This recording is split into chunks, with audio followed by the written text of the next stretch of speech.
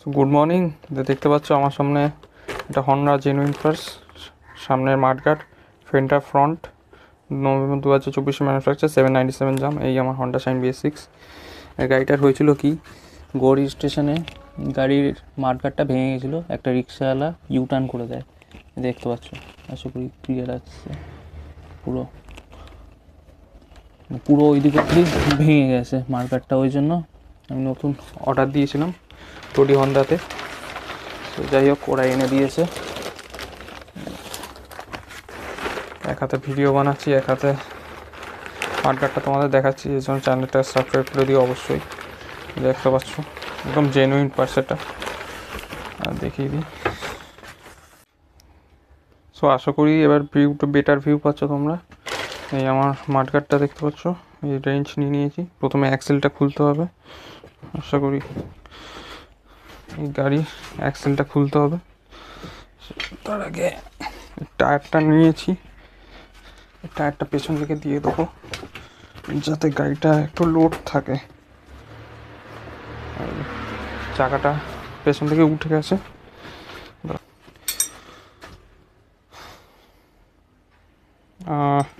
আর ভিডিওটা একটু long video হবে, সো একটু সঙ্গে থাকো, তোমরা দেখতে পাবে।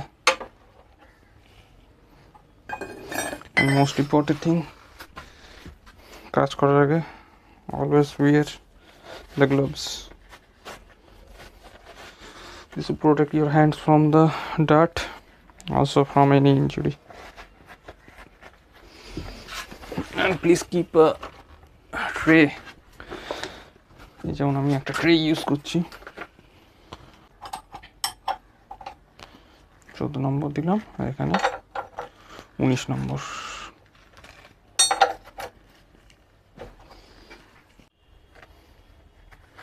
তো আশা করি এবার বেটার ভিউ আসছে। সো মানে 14 নম্বর বাঁ সাইডে লাগালাম, এখানে 19 নম্বর দিলাম, দিয়ে এবার অ্যাক্সেলটা আমি খুলে নিচ্ছি।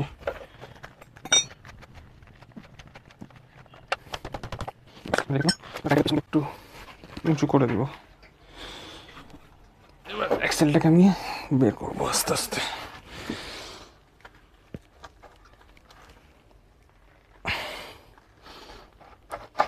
So guys, I'm wearing a short, so please don't mind.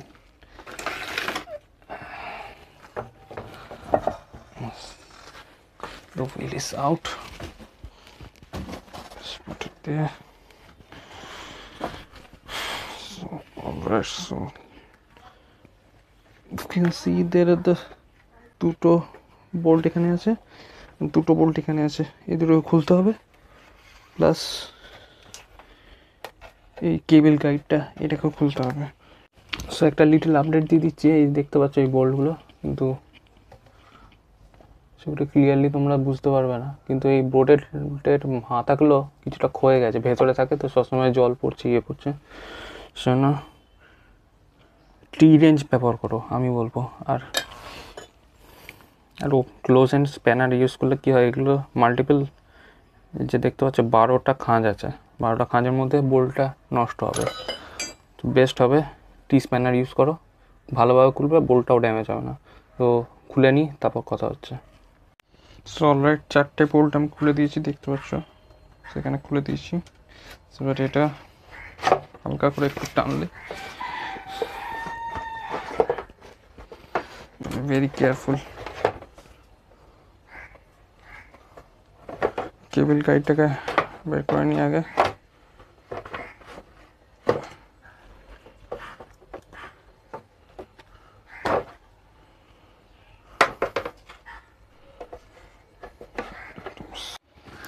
So alright, the bumper is out. এটা পুরনো বাম্পারটা দেখতে পাচ্ছ, কতটা ভেঙে গেছে দেখিয়ে দিই তোমাদের। এই দেখো, না 90% মতো ভেঙে গেছে, এটা চলতো না। এটা হচ্ছে নতুন বাম্পার, কিন্তু একটা আসল জিনিস লাগছে এখানে, যে এগুলো কী বলে আমি জানি না, স্পেসার না কি বলে, ওগুলো কোম্পানি প্রোভাইড করেনি, আমি জানি না কেন দেয়নি। কিন্তু পুরোনোটাই দেখো, দেখো স্পেসার একটা রাবার দেওয়া আছে, প্লাস আর একটা মেটালিক ওই যে প্লেটটা লাগানো রয়েছে, ওটা কেন কোম্পানি দেয়নি আমি জানি না। প্লাস সো এটা ফিগার আউট করতে হবে এটা কীভাবে খুলবো, খুলে এটা এখানে ফিট করতে হবে যাতে ভাইব্রেশনে আওয়াজ না হয়। সেই জন্য আমি একটু WD-40 দিয়ে দিচ্ছি যাতে একটু লুপ হয়ে যায়। লুপ হয়ে গেলে তারপর আমি এটাকে খুলবো এবার। ঠিক আছে, চলো। কেবল গাইডটা এখান থেকে বের করে নিয়েছি। এটা এরকমভাবে থাকে, এটাকে এখান দিয়ে ওপর থেকে চাপ দিতে হবে। কীভাবে চাপ দেবে না, এটাকে একটু গরম করতে হবে ভালো করে, একটু হেয়ার ড্রায়ার দিয়ে গরম করে নিলে তারপরে একটু রাবারটা নরম হয়ে যাবে, এরকমভাবে স্মুথ বেরিয়ে যাবে। তো সো অলরাইট, নতুন ফেন্ডার আমার কাছে চলে এসছে হাতে, একদম ব্র্যান্ড নিউ। তো প্রথমে এই কেবল গাইডটাকে লাগাতে হবে, এর জন্য ভেতরের হোলটা দিয়ে এটাকে রাবারটাকে পুশ করবো। এই দেখো, আশা করি ভিজিবল হচ্ছে। পুশ করলাম, এবার ব্যাস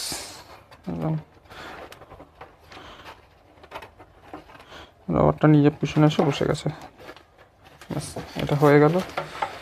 এবার নেক্সট কাজ হচ্ছে এখানে রাবার ফেন্ডারের রাবারগুলোকে ইনস্টল করব।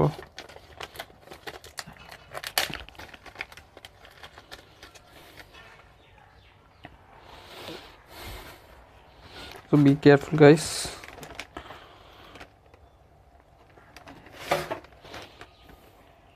দূর দিক আছে, এই যেটা বড় দিকটা এটা বাইরের দিকে থাকবে আর ছোট দিকটা ভেতর দিকে থাকবে। সো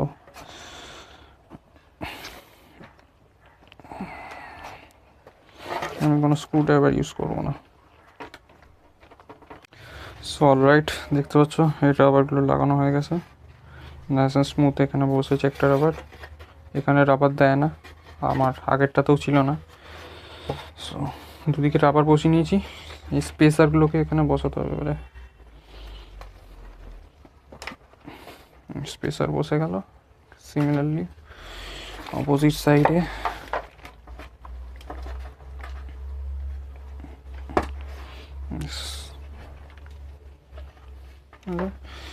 আর নেক্সট এটাকে বাইকে ইনস্টল করতে হবে। সো মার্কারটা এরকমভাবে ঢোকাবে, হালকা একটু প্রেস করতে হবে যাতে পেছন দিকে চলে যায় মার্কারটা।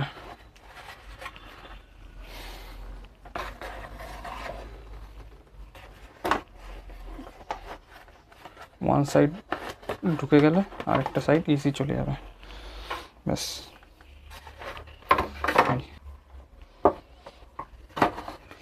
এবার দেখে নাইস অ্যান্ড স্মুথ নিজের পজিশনে নিয়ে চলে আসতে হবে।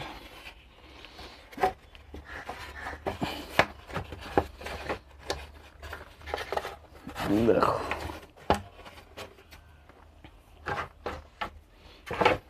এলো পজিশনে।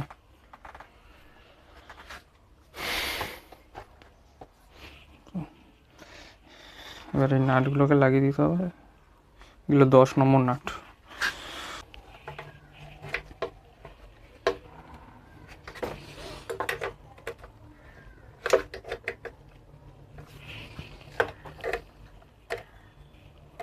অলরাইট, টাইট হয়ে গেছে। আমি এর চেয়ে বেশি ঘুরবে বলে মনে হচ্ছে না বোল্টগুলো। ব্যাস, সো নতুন ফেন্ডার লাগানো হয়ে গেছে। এবার টায়ারটাকে ইনস্টল করতে হবে। টায়ার ইনস্টল করাটা মোস্ট ট্রিকি পার্ট। এই কেবল গাইডটা দিয়ে এখানে পাস করালাম।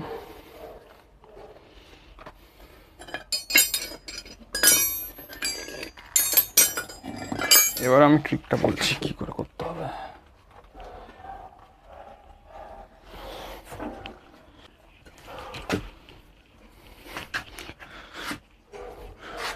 যে কোনো একটা পা দিয়ে এটাকে অল্প একটু তুলতে হবে, আর এখানে যে স্পেসারটা রয়েছে বাঁ দিকে, আমি জানি না দেখতে পাচ্ছ কিনা ক্যামেরায়, এখানে একটা স্পেসার থাকে। স্পেসারটাকে আর এটাকে একটু ধরে রাখবে আর পা দিয়ে লিফট করার চেষ্টা করবে।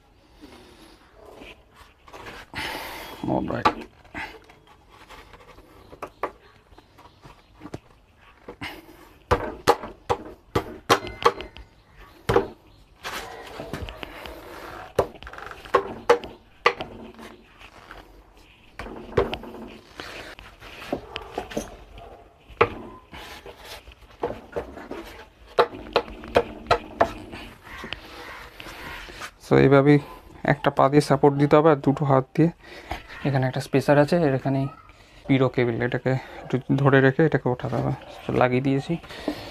নেক্সট হচ্ছে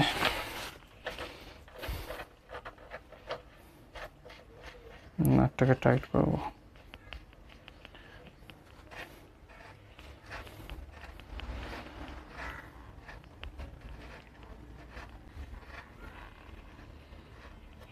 ভিডিওতে যদি দেখতে না পাও, কোনো জিনিস কেটে যায় তো সরি। এটা আমি একটা হেড মাউন্ট কেনার চেষ্টা করছি, তো সেজন্য তোমাদের সাবস্ক্রাইব দরকার, চ্যানেলটা সাবস্ক্রাইব করতে থাকো, তোমাদের বন্ধু বান্ধবদের সঙ্গেও শেয়ার করে দাও ভিডিওগুলো।